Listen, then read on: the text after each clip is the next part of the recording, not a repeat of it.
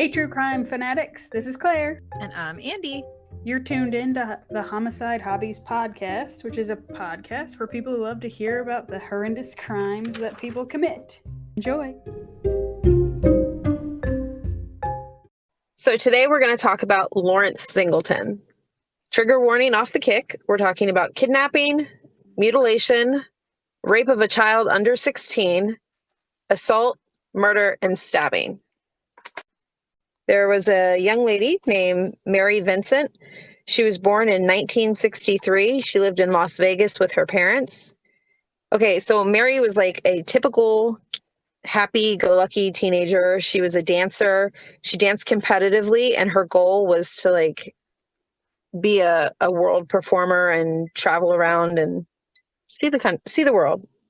Mm-hmm. Mary's parents were going through a messy divorce in September of 1978. Mary was about 15 years old. So Mary went and stayed with her grandfather in Berkeley, California, due to the stress of her parents' divorce. I kind of feel sorry for kids when they get stuck in the middle of that. Been there. Done that. Mary became child. Yep. Mary became homesick and decided to hitchhike back home to Las Vegas. I feel like when a story starts off with hitchhiking, you just know it's never going to end well. As odd as hitchhiking is nowadays, it was very common for teenagers, especially back in the 70s. And Mary stood on the side of the road with two other young hitchhikers on September 29th, 1978. A nearly empty van pulls up and tells the three hitchhikers he only has room for one. Fuck that. Exhausted. Yeah, right. Exhausted and overwhelmed, Mary climbed into his van. A homesick 15-year-old Mary just accepted the ride from 51-year-old Larry Singleton. At some point during their drive, Lawrence Singleton knocked out Mary with a sledgehammer and drove to a deserted area. What the fuck? Yeah. He tied Mary up and raped her repeatedly throughout the night. And then his cruelty towards this poor raped and beaten, scared 15-year-old little girl. The next morning, he decided to take a hatchet and he chops off both of Mary's arms at her forearm. Why? Apparently, he thought that with no hands, she would not be able to be identified. So at that point, he's planning to murder her because he's thinking of getting rid of her hands. So Mary, why was that necessary before she died? I think this was his way of killing her because it says that, from my research, it says that Mary was conscious but in shock and she was losing massive amounts of blood. Her body went limp. And Lawrence believed, due to the massive amount of blood loss, that she died. So he took her body and threw her off the side of a 30-foot cliff where she landed on a concrete culvert below. So now he's raped her multiple times, bashed her over the head with a sledgehammer, chopped off both of this poor girl's arms, and then now just chucked her off the side of a cliff onto concrete.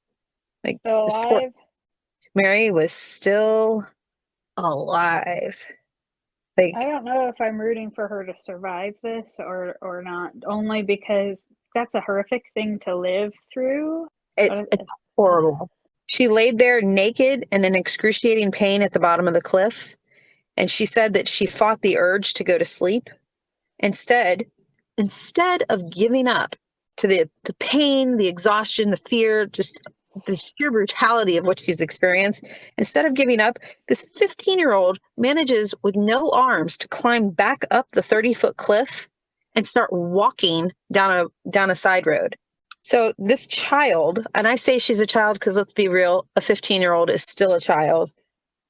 She walked nearly 3 miles with her arm held up over her head so she wouldn't bleed out with them hanging down by her sides. I don't even have the words to walk with your arms up above your heart so that you're not pumping blood everywhere that's insane. So I'm kind of still recovering from the sledgehammer. So I haven't even gotten to, I don't know. He's an asshole. This guy, Lawrence, is a complete asshole. He grabbed this 15-year-old little girl and just Well, where did she walk 3 miles to? She was just walking down a side road, just looking for anybody that could help her. Because, again, he said, the reports say that after he knocked her unconscious, he went down to a deserted area. So wherever that area was, she's trying to find her way back to something. And that brings us to the first car that approached Mary. I'm going to refer to these two guys as complete douchebags. They took one look at this naked, bloody, battered 15-year-old and took off. They left her. They didn't help her. They didn't call 911. They didn't do anything. They just took off. Do they ever identify the guys? No. But thankfully, the next vehicle that pulled up was a couple. They put Mary in their car and drove her to a hospital. And Mary was finally safe. She did survive. She did lose both of her arms, obviously. I'm not sure what he did with her arms. That was my next question. I felt it. Like, where are these arms? Like, I don't know what he did with them. I find it weird he went for forearms rather than you'd think at a joint at the wrist or at the elbow. The elbow seems excessively high, but the middle of a bone, You'd think it would be a lot harder to do. Well, we'll get to that right now, actually. As an adult, Mary appeared on John Walsh's show, I Survived, and explained how she felt and her thoughts during the horrific attack. Mary's quoted as saying, "He took my left arm and took one swing, and I started to fall, and then he took another swing, and I grabbed his arm. I grabbed it real tight, and I could not figure out how holding him real tight on his arm, but still falling." I'm guessing that he was like her hand was grabbing him, so he was holding her, and it was just easier to grab like right above the wrist and chop down. Does that make sense? Yeah. It's horrible. Well, yeah, that does make sense because you have a better grasp right there, and trying to get a high enough swing and accuracy, you'd probably chop off a finger along with her hand. Yeah. But still, throw a bone. That doesn't seem like it'd be one swing. It doesn't, but that's her recollection. And if it took more than one swing, then I personally find it kind of a blessing that she doesn't remember it being multiple hacks. Yeah. She's kind of blocked that one out because she did survive. I mean, she's an adult, and as an amazing teenager, she was fitted with her prosthetic arms, and she sat in court with her vicious attacker just 6 months after the attack. Oh, shit. Yeah, like no time passed at all, and she's having to sit there and sit in court and tell the jury about what this man just did to her. She is not somebody to fuck with. She is definitely not. We will get more on her. She told the jury everything that Lawrence Singleton had done to her while she was held captive, and this jackass of a man, thankfully, was found guilty of kidnapping, mayhem, attempted murder, forcible rape, sodomy, and forced oral copulation. However, fun fact here, people, in the good old 70s, judges were not allowed to impose consecutive sentences for each felony, meaning no matter what they gave him, the longest sentence, once he served it, he was done. So even if each one of these took 10 years, which granted, he got longer, yeah, he would only serve that 10 years. So the judge gave him the maximum sentence, which was only 14 years and 4 months for all of his crimes against Mary. Like, that's just nauseating to think about. Yeah, that's not a long time. She lost both her arms, got hit with a sled. How is that not attempted murder? He was charged with attempted murder and only got 14 years and 4 months. Yeah, but how is 14 years the max for attempted murder? That threshold seems rather low. It was the 70s. They're coming out of the 60s. I feel like they needed to get more strict. Right? So do we know where he is now? I'm kind of hoping he died in prison. We'll get there. There's still way more to this wonderful individual of a piece of garbage. During the trial, Lawrence Singleton showed zero remorse and was even overheard telling Mary, and I quote, I'll finish this job if it takes me the rest of my life. End quote. And he only got 14 years. Like, he's still threatening this poor girl who he just mutilated 6 months prior. Please tell me so there's some vigilante justice when he gets out, or why he's in. So Mary won a civil lawsuit. She was awarded $2.5 million. However, she received zero payout due to Lawrence Singleton's unemployment and inability to pay. Yeah, So I was going to say, they could set that as high as they want to. You can't get blood from a rock. Exactly. So Lawrence was imprisoned in California. He was seen by multiple psychiatrists while incarcerated at San Quentin Prison. They said that Lawrence was a paranoid personality, severe schizoid, and capable of angry and destructive outbursts on those weaker than he. So this dude's crazy. He's violent, and they know about it. Like, multiple people, multiple professionals have said this guy is batshit crazy. And the media nicknamed him the Mad Chopper. I find that name disgusting and absolutely despicable, because this girl survived and she deserves more respect than that. You know what I mean? Like, I feel like serial killers and these pieces of garbage don't deserve good names. Yeah. Mad Chopper. Like, that's just disgusting. Yeah. Anyway, after almost 8 years of his 14-year sentence, he's released for good behavior. So he only served 8 years. And really, but I thought they just said that he wasn't behaving. No, they said he's crazy, and that if you piss him off, or weaker than him, that he's capable of angry and destructive outbursts. They let him out technically after 7 years and 9 months of his 14-year sentence. Fan-fucking-tastic. Yep. Well, chew on this one. If he was convicted today, he would have drawn multiple 25-year to life sentences, and the judge could have stacked the sentences for each conviction, meaning that he wouldn't have been eligible for parole until he served a minimum of 49 years. So if we compare, he did 7 years and 9 months as the minimum, and then he was paroled, versus he would have had to serve 49. Like, it's insane. Well, what did this gem of a specimen do with the rest of his life once he was a free man? I don't feel like he stopped there. So, and you would be right. So Mary was terrified, of course. She had every right to be. He was released in 1987. She was around 22. She took the hell off. She changed her name. She wanted to be left alone and live her life, which, mad respect for her, because she's one hell of a survivor. Lawrence Singleton moved from Sulphur Springs, Florida, near his brother Walter. The Florida residents protested his arrival to the area in 1988, and a local car dealership offered Lawrence Singleton $5,000 cash and offered to pay his airfare for him to get the hell out of town. He obviously did not. I think we need to know the name of that.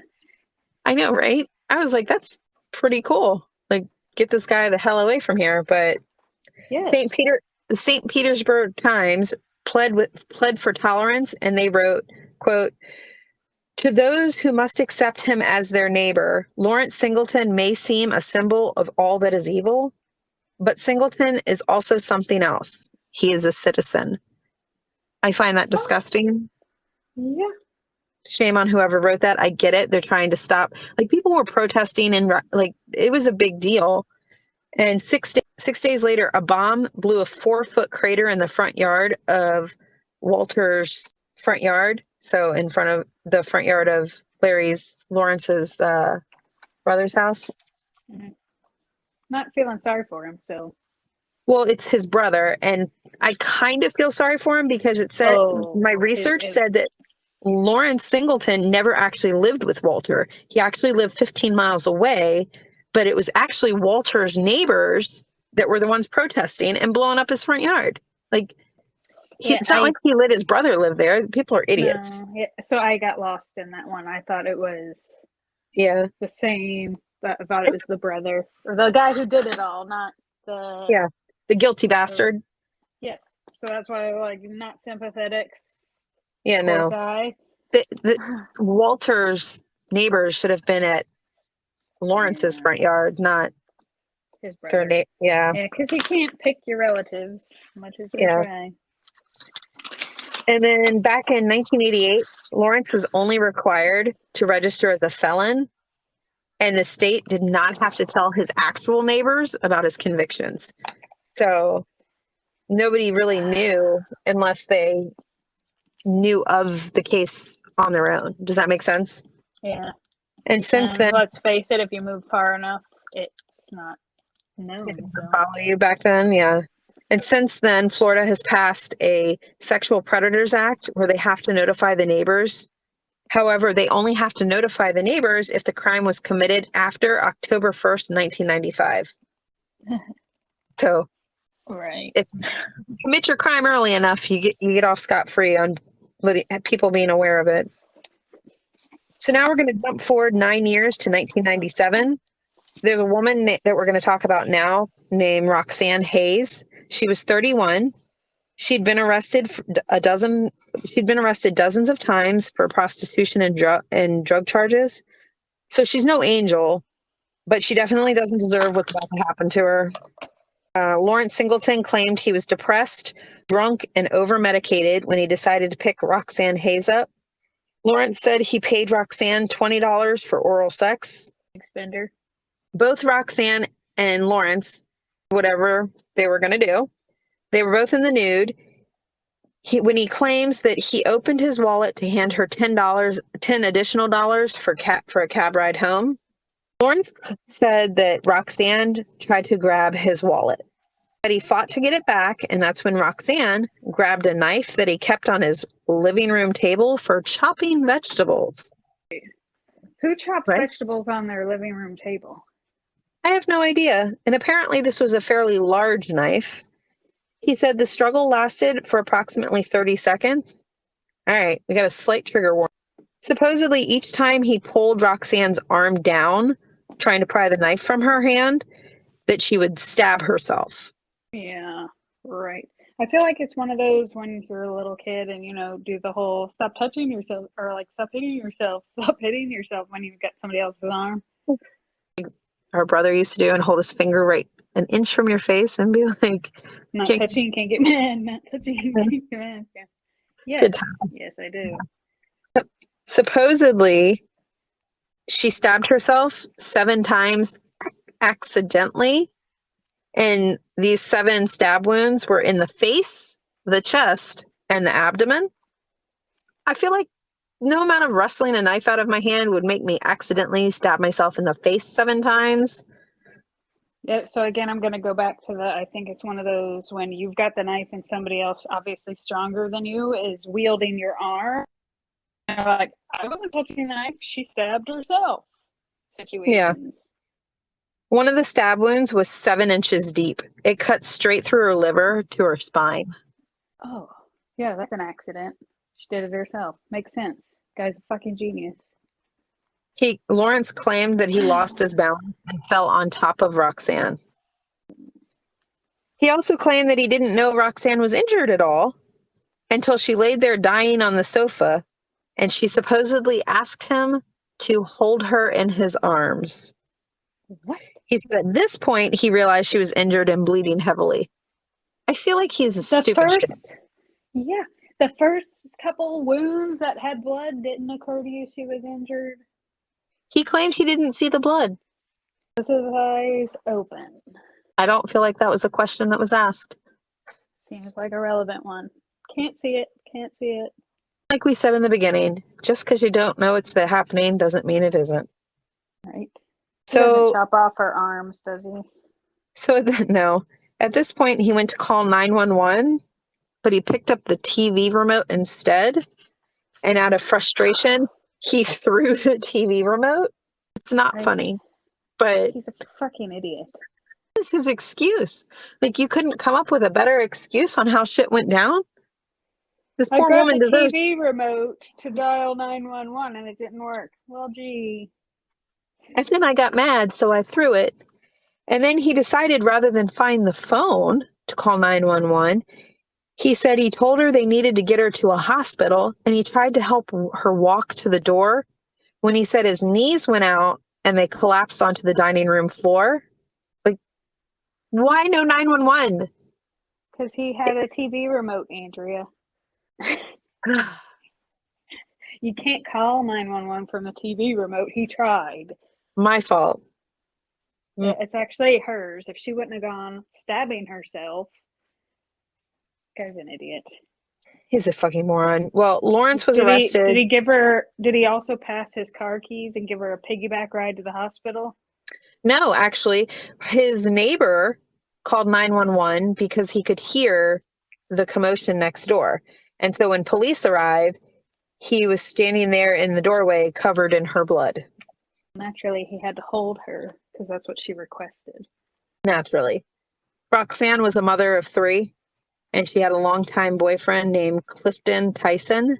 They sat in the courtroom during the trial, and Clinton Tyson was visibly upset. He was shaking his head, and he was just upset, like completely distraught. I feel so sorry for these kids. Yeah, she died.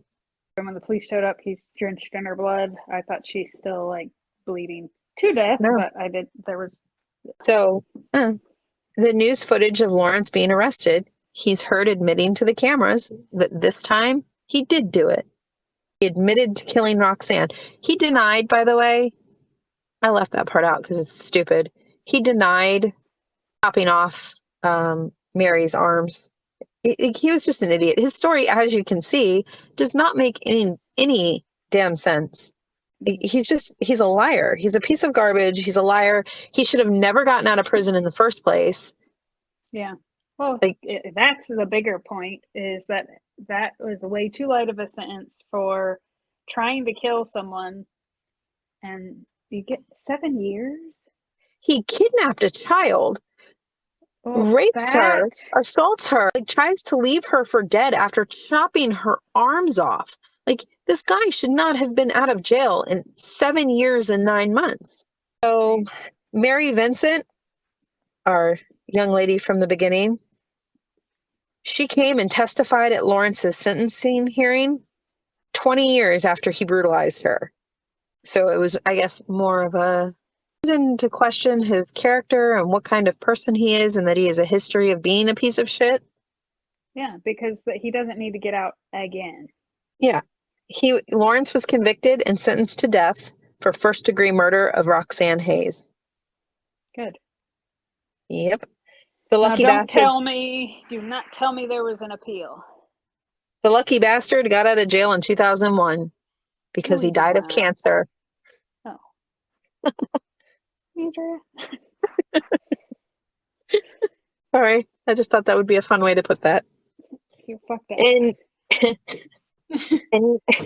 In 1998, Mary Vincent went to D.C. to testify in favor of a congressional bill called No Second Chances for Murderers, Rapists, or Child Molesters Act. During her testimony, Mary shared the details of her attack and how Lawrence Singleton's lenient sentence allowed him to be free, and that made it to where he was able to kill Roxanne Haynes nearly 20 years later. So, did it pass? Yeah. So, can I just point out, I don't believe that he was a two and done kind of guy. I think there's other victims in between this 20-year sentence, this 20-year gap. Granted, he was in prison for 7 years and 9 months, but during that middle chunk, I'd be curious to know if there's anything else he was responsible for. Well, unfortunately, we'll never know, but I would agree. But it also happens that was right around when there wasn't that coordination of the crimes. And if he's doing it up and down an interstate over multiple jurisdictions, it's possible there's tons out there that are unsolved. Yeah, it's sad. Yeah. Mary said that the nightmares she had about the whole thing came back once Lawrence was released. During her testimony in D.C., Mary testified that the nightmares she had came back once Lawrence was released, and on one occasion, she broke her ribs while jolting awake from one of her night terrors. Oh, shit. Yeah, this guy, not only did he brutalize her, but he mind-fucked this poor girl. But now Mary's an accomplished artist and she has 2 adult sons. She learned how to perfect her prosthetics, and she would take spare parts from like refrigerators and other mechanical devices to make them so she has more mobility with the prosthetics. So I think Edward that's pretty Scissorhands. badass. She's an artist, and most of her art is portraying powerful women that are ready to fight, which I think speaks volumes to what she was doing. So this really isn't the story about Lawrence Singleton, but rather the story of a 15-year-old girl, Mary Vincent, who went on to be a fighter instead of permanently being a victim. She's not only survived his brutal attack, but came forward many more times to help get justice for Roxanne Haynes and help prevent future dirtbags from getting away with murder. That's pretty awesome. And definitely the whole traumatic event does not need to define you in a bad way. It can make it more powerful. Yes, it can. Can I just say that I feel like attempted murder should still get the same sentence as a murder. I don't know if it does, and I'm sure in certain cases it might. But just because you failed to succeed at something you tried to do, I don't think means you should get a lesser sentence. Does that make sense? Well, I don't even see how the whole 7 years, that 14 I thought was too short, but how are you even eligible for early release just considering the violence of the crime? Now, not to say that just getting hit in the head with a sledgehammer would have been okay, but even if it was just that, I think if he just hit her on the head and then tried to dump her somewhere thinking she was dead, that's still attempted murder, but he took off both of her arms. I think it should have been a question of how much are your arms worth to you? Yeah, 100%. Like, she'll never have those back. Her life is forever changed. She is a child that he did that to. Well, 7 years is a good timeout. I mean, she was barely an adult when he was released. Like, she wasn't even over. Like, I don't know how you ever really get over having something that traumatic happen to you, but that doesn't seem like a lot of time left to process what happened to her. And mind you, let's not forget the whole if he has to spend his entire life finishing what he started comment. Right? No, I was kind of hoping, not that I say it's okay for anybody to take the law into their own hands and do the vigilante justice thing, but I was kind of hoping that was the route we were going to go with. He was released after 7 years and then she took his arms. That would have been funny as shit, but no. Yeah. Unfortunately not. He was released. Not advocating for that. Yeah. I don't know. I feel like we need some more vigilantes in the world. Not encouraging it, but I wouldn't mind. Yeah. I'm not going to ever end up being on a jury. Me either. Just for that sake, they'll weed me out. Because I can tell you, no sympathy for those assholes. I personally think too many people get life in prison for some of the heinous shit that they do. That they're pock on humanity. Why are we letting them breathe the same air? I agree. And especially in the cases of it's 100%, the asshole did it. So I don't, have you ever heard that it's more expensive to execute someone than it is to put him in prison for life? I have heard those statistics, but I feel like we're treating them right now. I just bought groceries, Andrea. I don't see how how it's possible. I have no idea either. I've never been to prison. Nor do I intend to ever go. Not saying that they eat better than me, but I'm just saying hook up some solar powered panels out there then. I don't know what to tell you, but I'm not a doctor, Andrea. There's an easier way. I don't understand, why aren't they all vegetarians in prison? A good one. That would be a good punishment. Not to offend the vegetarians out there, but it's hella cheaper. No, but I mean, shoot, meat's getting pricey. Food in general is getting pricey. I like to see what the menu is all I'm saying. I wonder if we could feed them like the roadkill on the side of the road. That would save a bundle. But who's going to collect that realm? And then That seems There's people that particularly get paid to scrape it up. disgusting. Right. So you go ahead and start your roadkill collection in an effort to No, feed not me. prisoners and lower costs. I'm gonna go with let's farm some vegetables. Heck, maybe the good prisoners that just have life in prison, maybe they would be happy to tend their farm. I don't know if I would trust them with the tools. Use their hands, Andrea. They can use their hands. And some of those prisoners, maybe they do have good behavior. They just don't have a way out again. Or let's again go back to if they have to do their own food, they're only hurting themselves. And it's not for everybody. It's the ones that are the trusted, the trustees. As much as you can trust the criminal. I have genius ideas here. Just lowering the cost so we can kill them easier. And that's not taking me up on any of these ideas. Or we could always go back to the hangings and stuff, because you can reuse the same rope. So I don't know how the general public would handle that one, because if you want to go backwards on the whole hangings, wouldn't a guillotine be kinder? That's quicker. Did you know that their eyes would still blink for a little bit after they had their heads chopped off? I have not personally been in attendance during a guillotine usage, so no. But I do think we're going down the realm of the cruelty factor. The man chopped off a 15-year-old girl's arms. Right. So, eye for an eye kind of thing. Hell yeah, chop his arms off. But that's not where I was going with that. But I don't know the whole rope. I get you get to reuse it mentality, but there's another. If you don't place the knot right, that's a long time to strangle to death.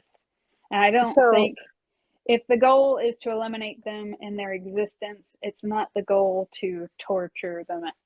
Kind of one of those. If you're the bigger person situation, are we better if we make it more painful? I don't think that's the point of that punishment. It's a life-ending goal, not a pain and suffering one. As much as I realize there are people we'd like to see suffer and do all that, but again, does that make us better than that individual? Yes, it does. To stoop to their level of fuckery. It's one thing. I'm talking actually putting in there would actually be those principles. So, not to have a complete ADD moment, but let's rewind for a second. You know the whole out on good behavior thing that this guy Lawrence got? Uh-huh. So if multiple psychiatrists said that he was prone to be violent and have angry outbursts on people weaker than him or in a more vulnerable situation than him, he's in prison with people that are most likely his equal or bigger or stronger. So of course he's going to be on his best behavior, because otherwise he's going to get his ass kicked. Well, I would think that we've seen multiple cases in the sense where these men don't pick on other men because they see them as equals, even if they are smaller in size, but they prey on women specifically because the whole belief of weaker sex. The bastards. So I think that he's not the only one who it's not been surprising that they're perfect citizens inside. Thank you for listening to Homicide Hobbies. I'm Claire. I'm Andy. Follow us each week to get your fix of the atrocities that occur in true crime. And don't forget to tell people about us and rate us if you like us. But don't rate us if you didn't. Just change